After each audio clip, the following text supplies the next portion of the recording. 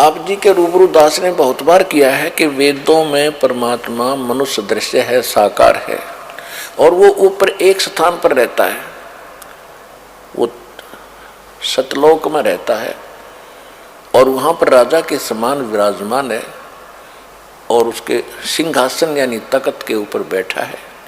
सारी सृष्टि राजा के समान देखने में राजा के समान है, उसकी सारी शोभा, सिर पे मुकुट है, मालिक है, ऊपर एक बहुत बड़ा छत्र है और उनके एक रोम में यानी बाल, रोम बोलते हैं, बाल शरीर के बाल को रोम बोलते हैं, और जहाँ रोम ये बाल उगा है उसको रोमकूप बोलते हैं, यानी बाल कहो ये रोमकूप। तो इसमें करोड़ सूर्य मिला दे, करोड़ चंद्रमा, इतना उनके एक बाल की शोभा है। तो इससे ये परमात्मा, ये वेदों में लिखा है और यही परमात्मा ने स्वयं आकर बताया है और यही उन महापुरुषों ने ज्ञान दिया है, बताया, आंखों देखा जिनको परमात्मा मिले हैं। और वो परमात्मा फिर वहां से चलकर आता है, सह शरीर आता है और 3 प्रकार से वो अपनी लीला करता है। 3 प्रकार के शरीर से 3 प्रकार की अपने लीला में शरीर बनाकर करता है। एक तो वो ऊपर बैठे रहते हैं, दूसरा जब संसार में आते हैं प्रत्येक युग के अंदर एक शिशु रूप धारण करके किसी सरोवर के अंदर कमल के फूल पर विराजमान होते हैं। वहां से उनको निसंतान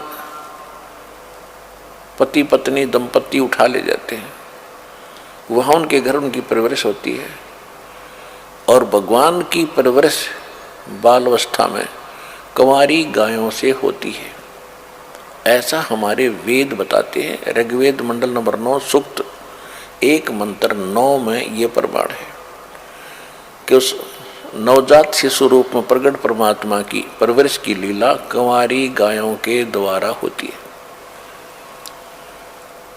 और फिर वो धीरे धीरे लीला में शरीर में बड़ा होते हैं तो छोटी सी आयु में ही वो परमात्मा बड़े बड़े विद्वानों के छक्के छुड़ा देते हैं ज्ञान में, क्योंकि वो आते ही ज्ञान बताने के लिए है।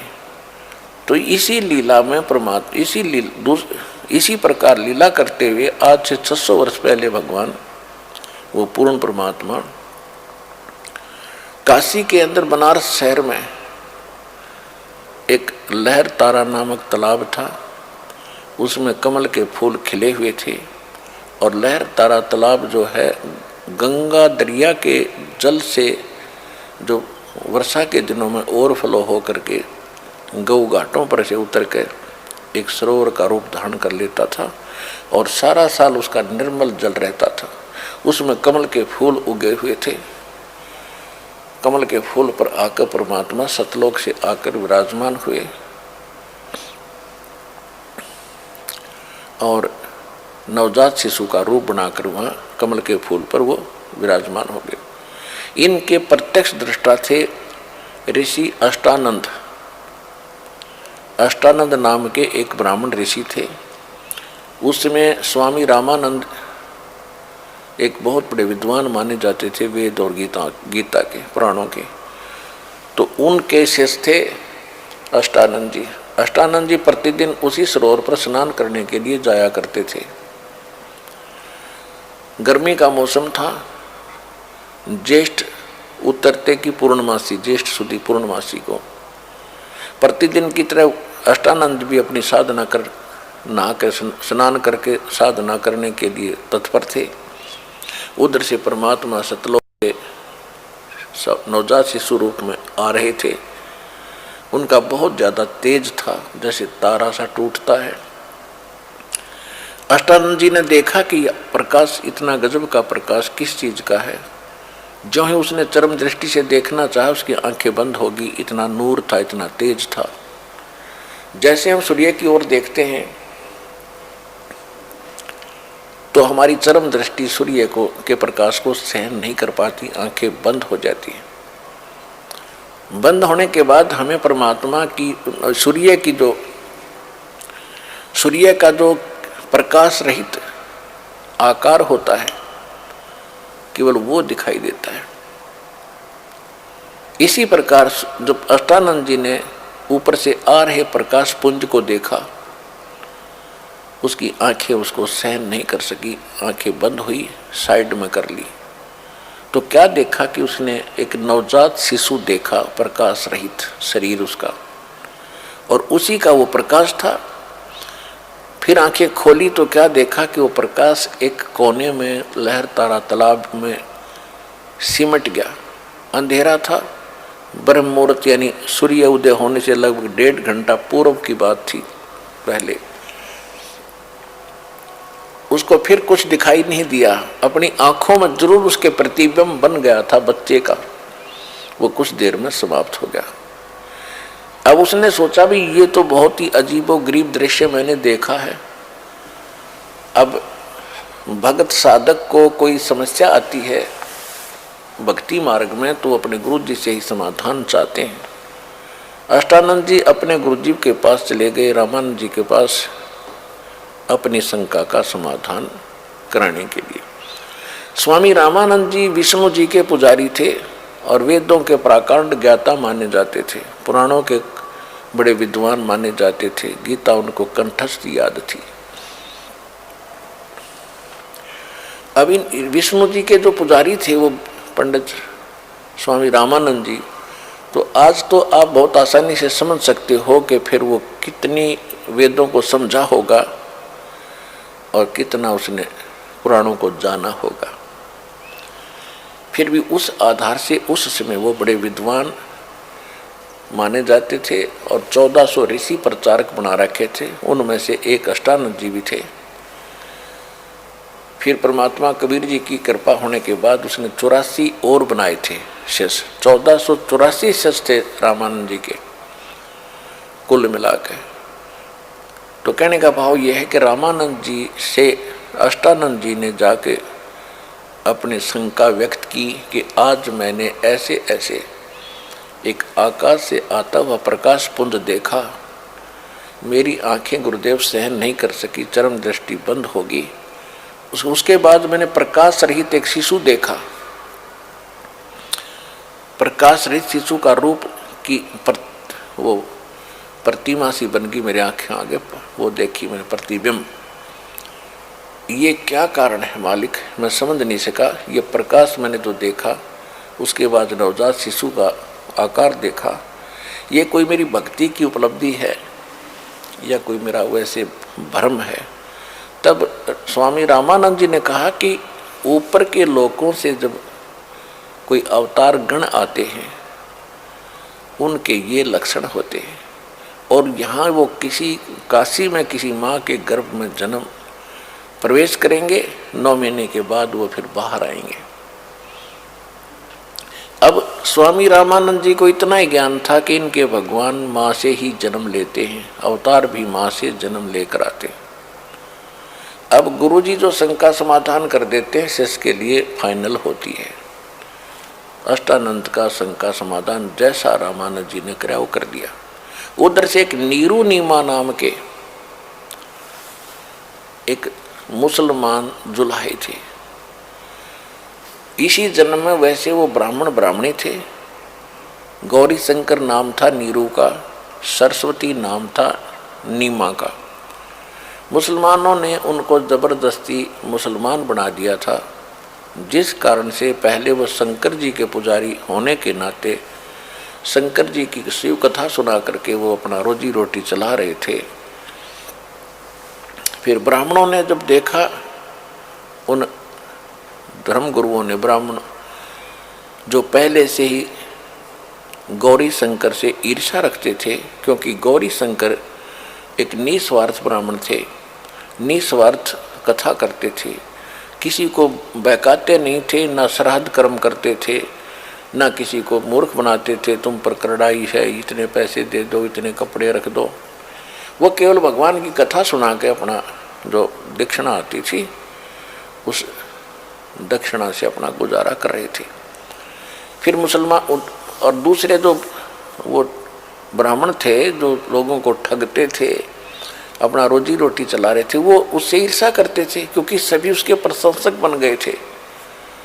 जिस कारण से मुसलमानों का दाव लग गया कि ये ज़्यादा प्रचार गौरी शंकर कर रहा है हिंदू धर्म का, और क्यों ना इसको मुसलमान बना दें। और दूसरे जो धर्म गुरु हैं जो जनता को बहकाते हैं लड़ने मरने के लिए, वो पहले से इसके विरोधी हैं, वो कुछ करेंगे ही नहीं, और ऐसा ही हुआ। तो नीरू नीमा गौरी शंकर सरस्वती से उनका नाम बदल दिया, गौरी शंकर का नाम रख दिया नूर अली, उसको फिर नीरू कहने लगे। और सरस्वती का नाम रख दिया नियामत, उसको नीमा कहते हैं। ऐसे अपभ्रंश गांव में छोटे नाम बना लेते हैं। तो नीरू और नीमा नाम से वो प्रसिद्ध हो गए। तो नीरू नीमा निसंतान थे, उम्र 60 के आसपास हो चुकी थी। भले ही वो मुसलमान बन गए थे, लेकिन फिर भी भगवान शंकर की याद उनको हमेशा बनी रहती थी। तो एक दिन नीमा ने विशेष उसी दिन स्नान कर, और उनको गंगा में स्नान करना बंद कर दिया, उस घाट पर जहाँ ब्राह्मण नहाते थे गंगा में। तो उनके लिए समस्या आ गई स्नान करने की, प्रतिदिन स्नान करना उनके लिए अनिवार्य था। तो वो भी स्नान करने के लिए प्रतिदिन उस लहर तारा तालाब पर जाया करते थे। जिस दिन परमात्मा वहां सतलोक से चलकर आए, कमल के फूल पर लहर तारा तालाब में प्रकट हुए, अष्टानंद जी ने उनको देखा। उसके बाद उसी दिन सुबह सुबह उसी वक्त उठकर वो दिल्ली आते थे ब्रह्म मुहूर्त में। तो नीरू नीमा दोनों अपने घर से चलते हैं कुटिया से। तो नीमा को पहले दिन कोई ऐसी संसारिक रिश्तेदार कोई उनके घर आ गई, उसने भी नीमा से पूछा कि आपके कोई संतान नहीं है? तो उसने कहा नहीं, संतान नहीं है। तो ये बात चली पड़ती है कि संतान तो होनी चाहिए थी, भगवान या क्या किया परमात्मा ने आपके साथ, कोई बच्चा है तो संसार में हिस्सा है, नहीं तो ऐसे ही दुखी होकर मर जाना है, ऐसा जन्म हुआ या ना हुआ बराबर है। तो जैसे संसार के विचार ऐसे ही होते हैं। अब नीमा को कोई रिश्तेदार आकर, उसकी रिश्तेदार ने उसको ऐसी कथा सुना दी, वह सारी रात करवट लेती रही और मन में एक करट ला रही थी, हे भगवान एक जातक दे देते, हे परमात्मा एक बच्चा दे देते, हे शंकर भगवान क्या आपके घर में बच्चों की कमी पड़ गई? आप तो महादेव हैं, सबके मालिक हैं, कुछ भी कर सकते हो। रोती हुई बुरी तरह चल पड़ी अपने पति नीमा के साथ। नीमा ने कहा कि नीरू अपने पति नीरू के साथ चल पड़ी नीमा। नीरू ने कहा कि नीमा रो मत, वृद्ध अवस्था होती जा रही है, रोने से आंखें भी खराब हो जाएंगी, संतान हमारे है नहीं, कोई बुढ़ापे में उंगली पकड़ने वाला भी नहीं है, तो आंखें और फोड़ लेगी।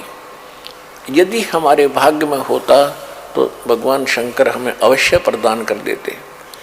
अब हमारे भाग्य में है नहीं तो क्यों बार बार भगवान से याचना करके अपनी आंखें खराब करिए। ऐसे कहते कहते वो पहुंच गए वहां पर जहाँ परमात्मा प्रकट हो चुके थे कमल के फूल पर। वो गए थे स्नान करने के लिए।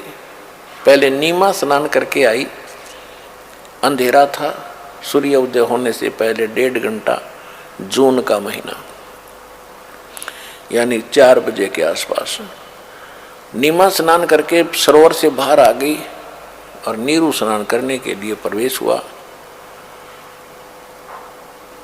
जब नीमा जिस वस्त्र को लपेट कर नहा के आई थी, उस कपड़े को धोने के लिए पुनः गई किनारे पर, सरोवर के किनारे पर, तो क्या देखा कि उस समय तक थोड़ा थोड़ा रोशनी सी होने लगी थी। कमल के फूल पर परमात्मा ने नवजात शिशु के रूप में अपने एक पैर को हिला रहे थे।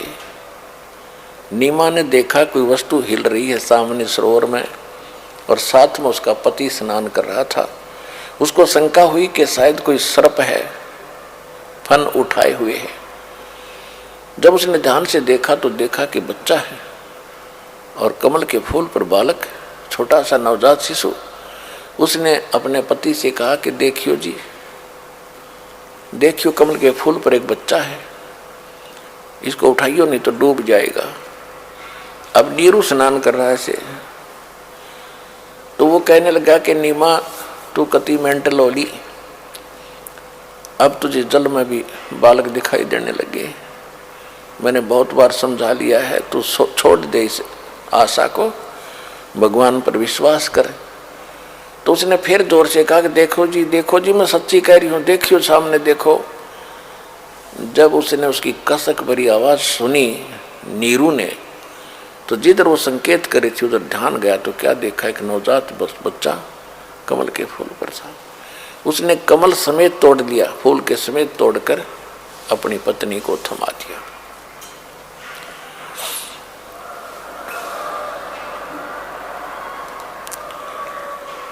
अब नीमा उस बच्चे को लेकर के